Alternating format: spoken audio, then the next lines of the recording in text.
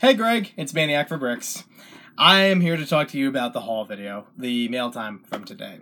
And I just wanted to say, I'm not pranking you, I'm not trying to mess with your brain or anything by putting the address on the wrong side.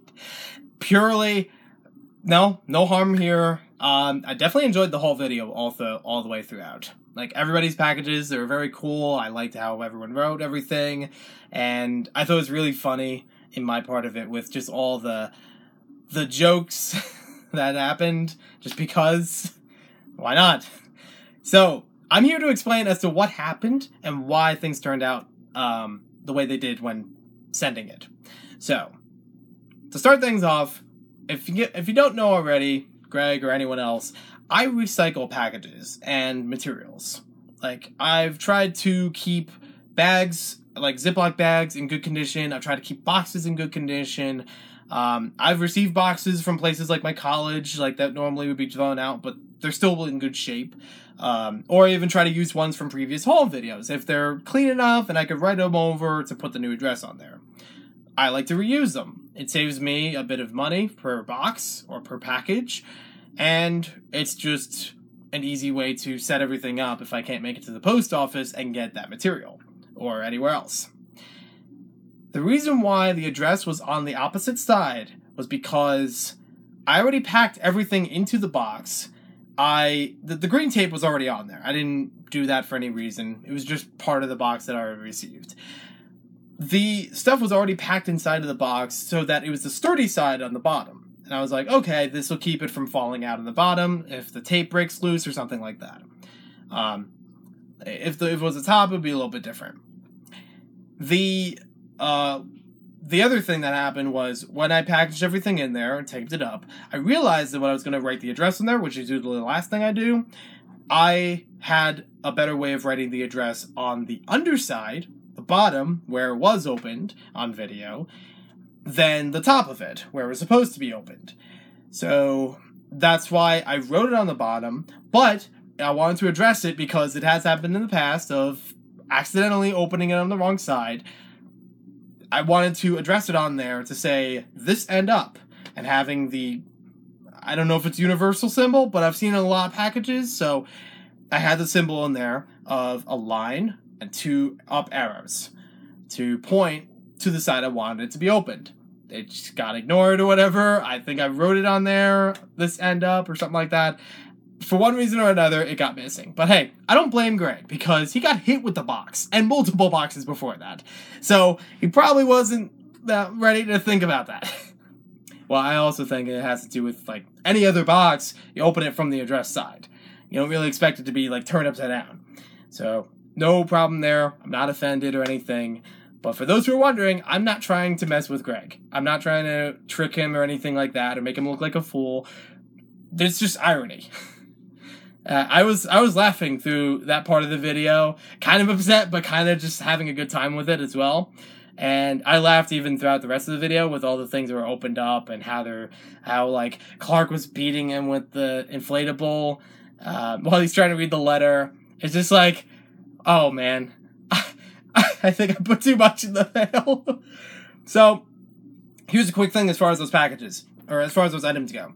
The Toys R Us stuff was all from a liquidation sale from the Wayne, New Jersey corporate headquarters. I live near there, so I thought I would take a trip there anyways. I've done a video or two already being there, and I have a haul video coming up that will share more of the different Toys R Us related merchandise I found there. All that stuff is usually reserved for the employees, or special use, or something that would be around the corporate office, so, you know, it's not something I went from a Toys R Us to get. It was from, you know, where they run their business. It was all really cheap, so I don't expect any payment or anything in return. I was okay with sending it all along. Like, even those inflatables. The thing about the inflatables, they were supposed to be noisemakers. I don't really understand why, but you're supposed to get 2 of them as inflatables. You blow them both up, and then you knock them against each other like drumsticks. So that's supposed to make noise. I don't know exactly. I tried it once or twice, but I'm like, this doesn't make sense to me. But they were sold for $1. I was going to get 4 of them anyways, so I thought I'll send 2 of them along to Clark and Greg. There's somebody else that I was talking with at the time that wanted to get some Toys R Us merchandise. They also have an appreciation for it. So I had one to send to them, and I have just my own copy. So it was actually nice that I sent 2 of them to Greg because, you know, one of them popped in the video, and, you know, became a chew toy, per se. But yeah, they were supposed to be noisemakers, not a baton for whacking people or playing piñata or something. But it was fun to see how it was used. You know, however they wanted to do it, no problem. The body bag. It's a beach tote, not a body bag. I just thought it was fun. Again, I'm not offended by it, but I just wanted to bring it up for anyone that was like, what is this? Why would he send that? It's a beach tote. Again, really cheap that I got it for. I already got 1 or 2 for myself, for the beach, and for other things. I already used it once or twice for traveling.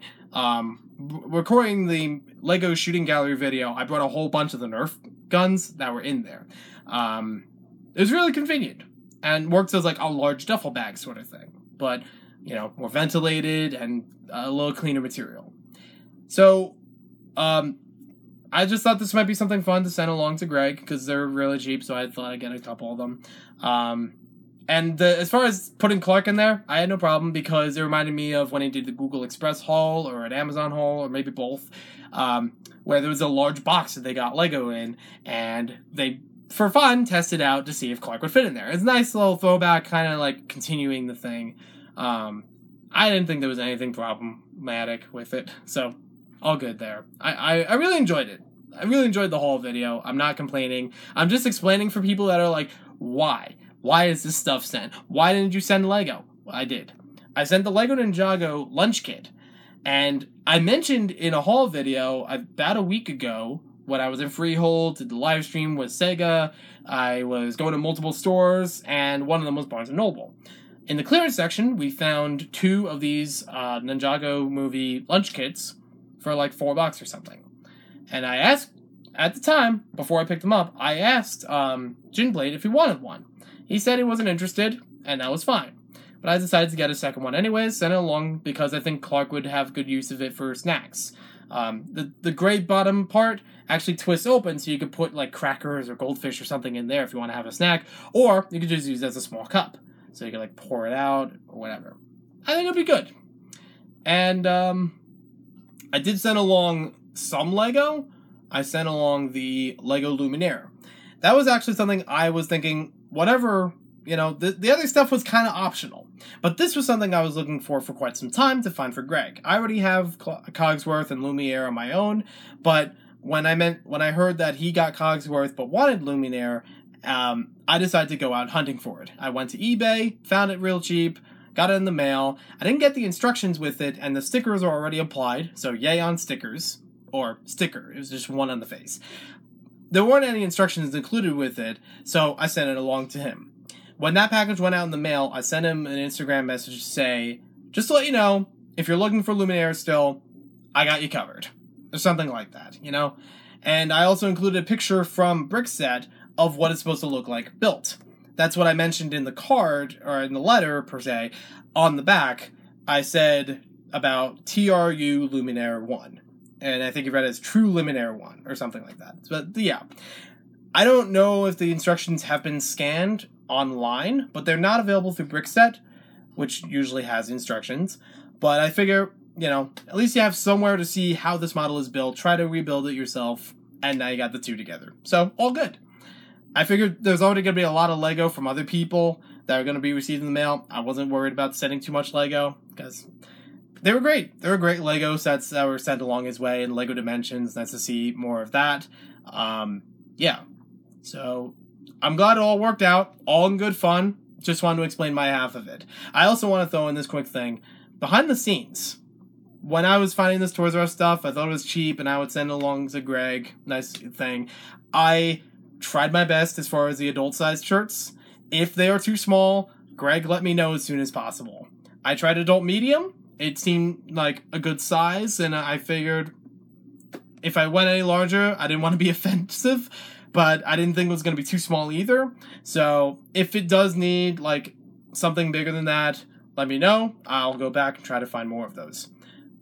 because they had oodles of them at the world headquarters, so it's not a problem. I don't know about the one for Clark. That was like the smallest kid size that they had, or it might have been one of the few kid sizes that they had for any shirt, but also in that design of Toys R Us Kid. I just thought that would be more special, because he has went to Toys R Us. You know, we saw it on video. Nice little, like, time capsule, that's the word, thing.